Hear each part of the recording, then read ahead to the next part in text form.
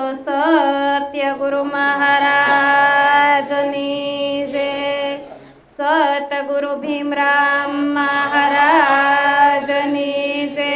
ગુરુજીરામ મહારાજની જય। મગનરામ મહારાજની જય। રમેશરામ મહારાજની જય। પધારેલા હરિગુરુ સંતની જય। નામ સમોવડ નથી રે સાણજો કેવા સરખું કહીએ રે। નામ સમોવડ નથી રે સાણજો કેવા સરખું કહીએ રે। સ્થાવર સંગમાં સબર બરાબર સતગુરુ શબ્દે રહીએ રે। સ્થાવર સંગમાં સબર બરાબર સતગુરુ શબ્દે રહીએ રે।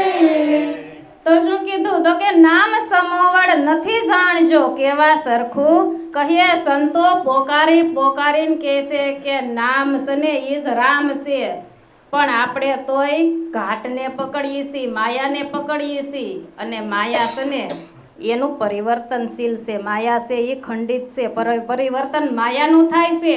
અને પરમાત્મા કોને કહેવાય કે પરમાત્મા કોઈથી મરે નહીં, એ અમર છે, એ જન્મે નહીં, એ અજન્મા છે।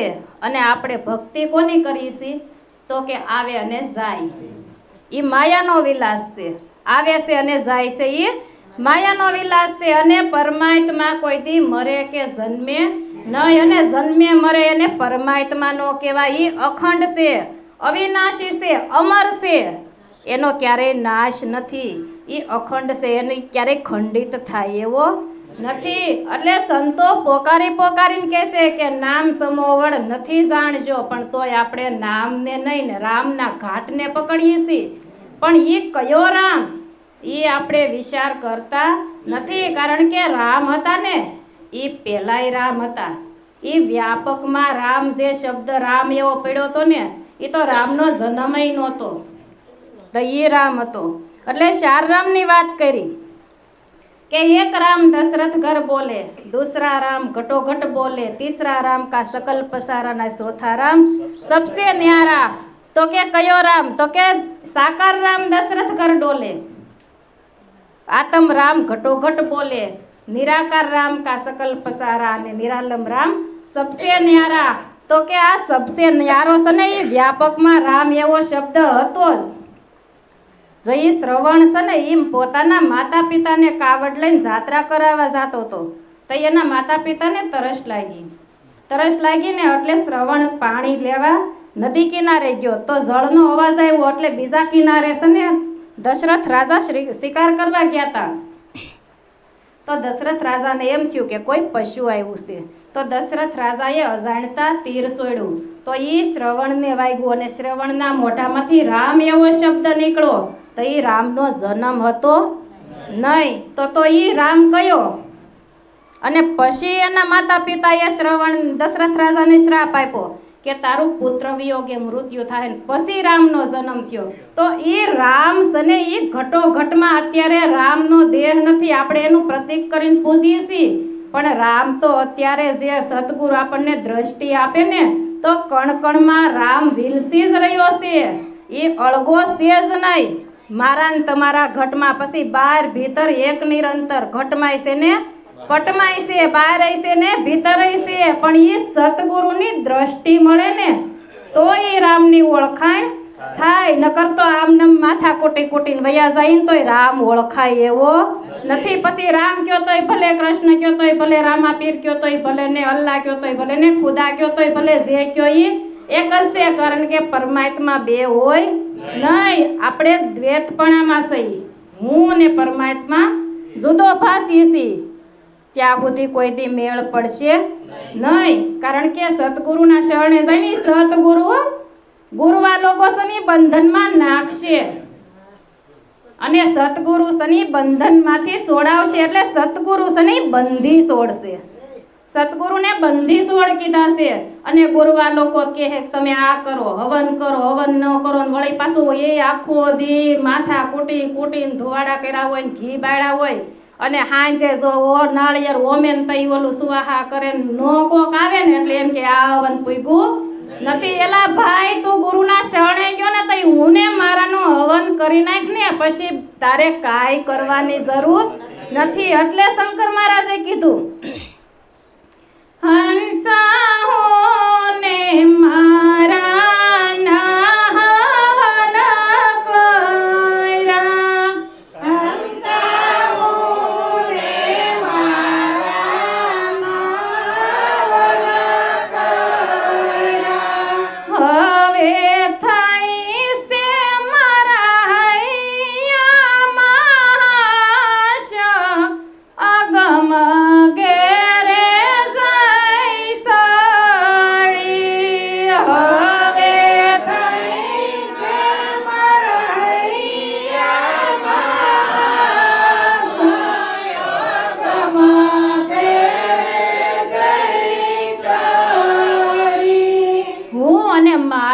બસ ગંગા સતીએ પુરાવો આપ્યો કે હું અને મારું એ મનનું કારણ પાનબાઈ જો મન જો ધણી મટી જાય તો હતું એમ દર્શાય. આપણે માના ઉદરમાં હતા ને તે પરમાત્માએ કોલ કર્યા હતા કે હે પરમાત્મા તું મને આમાંથી છોડાય, હું તને કોઈ દી નહીં ભૂલું. પણ પાછા માયાના મંડપ હેઠે આવ્યા ને એટલે પછી હું ક્યાં ને તું ક્યાં પહેલો શબ્દ બાળક ઉચ્ચારે કે ઉવા એટલે હું આયા ને તું ન્યા, એટલે ન્યાથી આપણું અંતર પડી ગયું. અને પછી કોઈ આવા સંત મહાપુરુષ મળે ને તો એ અંતરની આટી ખોલી નાખે. પછી તું નથી હું તું ને તે પછી એક કરી દેશે. પછી હુંય નથી તુંય નથી ને તેય નથી, પછી ન્યા તારા સિવાય બીજો કોઈ નથી. પછી એ આટી સંતો સતગુરુ મળે ને તો તાબુતી તો આપણે આ જીવ દશામાં ભટકતા હતા, પણ સતગુરુ મહારાજ સને એ જીવતા મારી નાખે છે. એટલે કીધું કે મરવું સૌ કોઈ કહે મરી જાણે નહીં કોઈ, એક વખત એસા મરો તો ફરી આવા ગમન નો હોય. પછી આવા ગમન નથી રહેતા મારા વાલા. એકવાર જીવતા મરી જાવ ને તો તમને અમર થઈ જાવ. કોઈ એવા અમરનો ઘૂંટડો એમ કે અમૃત પીવો તો અમર, ઈ અમૃત પીધે કોઈ અમર નથી થતું. આ અમર તત્વ તને પોતાને જાણી લે ને એટલે તું અમર આ દેહમાં રહેવા વાળો તું નથી. આપણે હું આ દેહમાં રહું છું, હું દેહ છું, હું જીવું છું, હું મરું છું એવું હતું ને એટલે આપણને જન્મ મરણ હતું. પણ પછી સંતો કહેશે કે તું દેહ નથી, તું દેહમાં રહેવા વાળો છો, તું આવતોય નથી ને જાતોય નથી. એટલે આપણને જીવ દશા લાગુ પડી હતી. એટલે એક વાણીમાં કીધું હે જી જારે જોઉં ત્યાં નર મળે જીવતારે, મળેલા મળે નહીં કોઈ, મળેલા મળે તો મોજું માણીએ રે.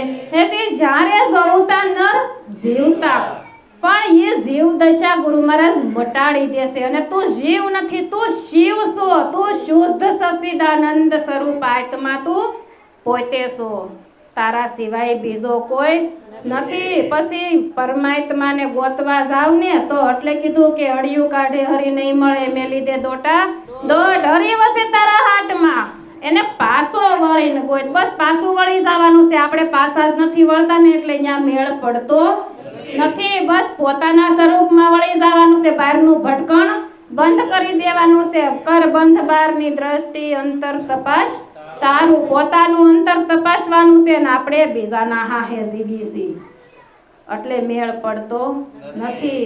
રામના હાહે જીવી, આ તમારો ધર્મ, આ તારો ધર્મ, આ તારો ધર્મ. એલા સંતો સંપ્રદાયની વાત ન કરે, સંતો સમજણની વાત કરે. અને પછી જીવતા મરી જાય ને એટલે પછી મનના મળેલા મળે. મનને અમન કરવાનું છે. મન અમન થઈ જાય એટલે મનને મારવાનું નથી, મનનું પરિવર્તન, મનને ફેરવવાનું છે. મન ફરી જાય, અમન થઈ જાય એટલે મનના મળેલા મળે ને તો પછી આ મોજું માણીએ, ન્યા મોજું માણીએ. બીજે તો હરખ અને શોખ છે અને અહીંયા અખંડ આનંદ છે. આયા હરખ કે શોકની એડકી આવતી નથી. એટલે આ મનના મળેલા છે. જો મન અમન થાય તો કે ગુરુના શરણે જાય એટલે મન છે ને એનો અવળો અક્ષર કરે તો કે નમ થાય. અને નમમાં વચ્ચે એક કાનો લગાડી દે તો કે પછી તુંય નથી ને હુંય નથી, એક કાનો એટલે નામ થઈ ગયું. તો કે આપણે કહીએ ને કે રામ નામ સત્ય છે. કોક મરી ગયું હોય ને તો વાહે બોલે, પણ ઈ મરે તો ઈ જ બોલે રામ નામ સત્ય છે. એલા રામનું નામ જ સત્ય છે, પણ તને સમજણ નથી. એટલે કીધું મનના અક્ષર તો અવળા થયા રે, મનના અક્ષર તો અવળા થયા રે. વસે લગાડો કાનો એક રે સાહેલી, સતગુરુ મળે તો સમજાય છે રે.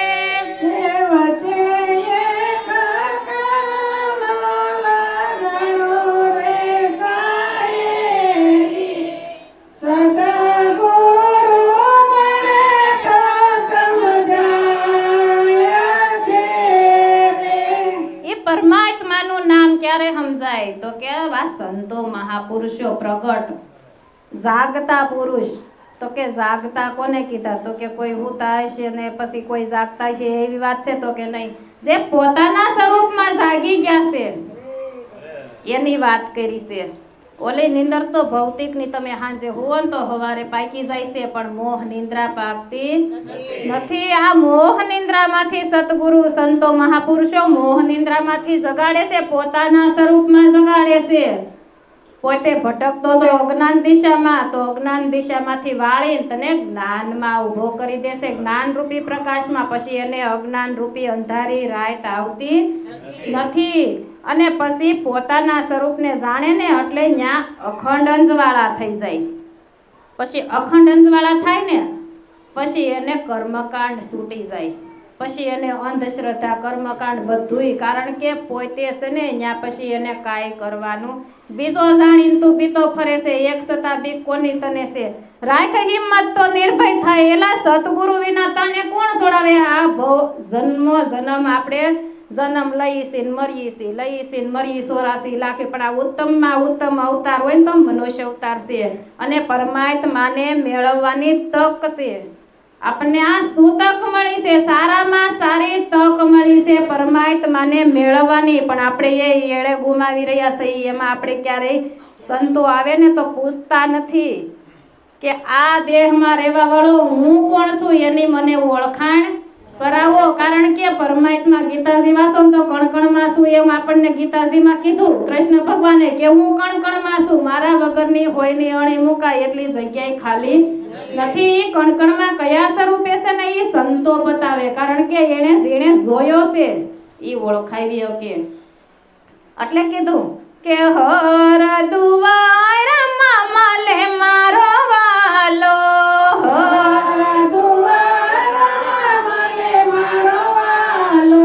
પલ પલ નજરે નિહાળ્યા રે ગુરુજી, પલ પલ નજરે નિહાળ્યા રે ગુરુજી. સુતક મળી છે તો સફળ કરી લ્યો, સુતક મળે છે તો સફળ કરી લ્યો. જન્મ મરણના ફેર છૂટે ગુરુજી, જન્મ મરણના ફેર છૂટે ગુરુજી.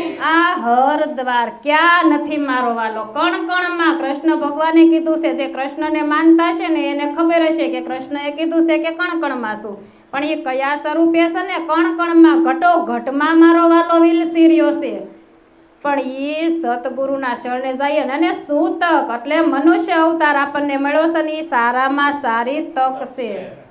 એ તક આપણે એળે ગુમાવી રહ્યા છીએ. આપણે કોઈ સંતો મહાપુરુષોને પૂછતા જ નથી કે આમાં મને મારી પોતાની ઓળખાણ કરો. રામને ઓળખી કોઈ આવ્યા હોય ને તો કંઠિયું બંધાવા ત્યાં ઢગલા થાય. અમારે કૃષ્ણની બાંધવી છે, રામાપીરની બાંધવી છે, રામની બાંધવી છે, પણ એમ નથી કહેતા કે રામ કોણ છે એની ઓળખાણ કરાવો. એ રામની નહીં કરાવે. કૃષ્ણ કોણ છે કંઠી બાંધશે પણ કૃષ્ણની ઓળખાણ કરાય છે નહીં.